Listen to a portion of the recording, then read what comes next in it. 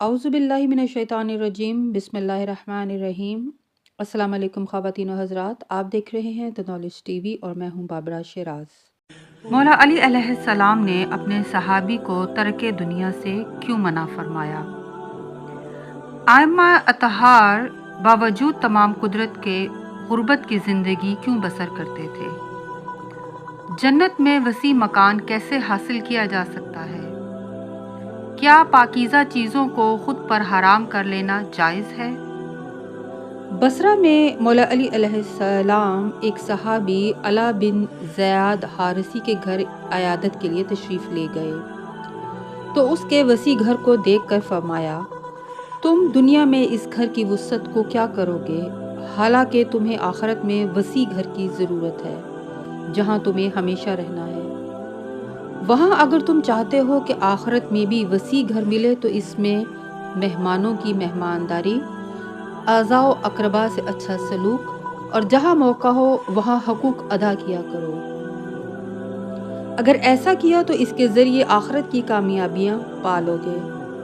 अला बिन ज़याद ने अर्ज़ किया, ए अमीरुल मोमिनीन, मुझे अपने भाई आसिम इब्ने ज़याद की शिकायत पेश करना है। हज़रत ने फरमाया, क्यों, उसे क्या हुआ?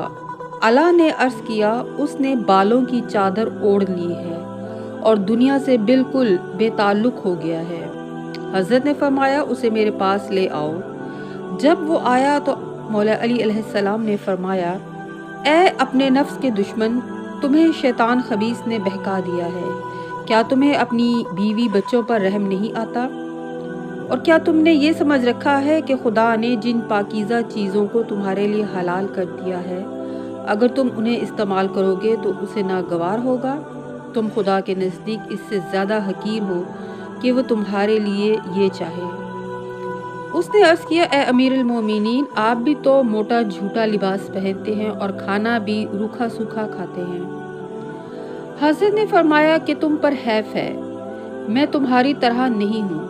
खुदा ने आइमा को हदायत पर फ़र्ज़ किया है कि वो अपने आप को मुफलिस व नादार लोगों के मायार पर रखें ताकि फ़कीर व मोहताज अपने फ़क्र की वजह से पेचो ताप ना खाए।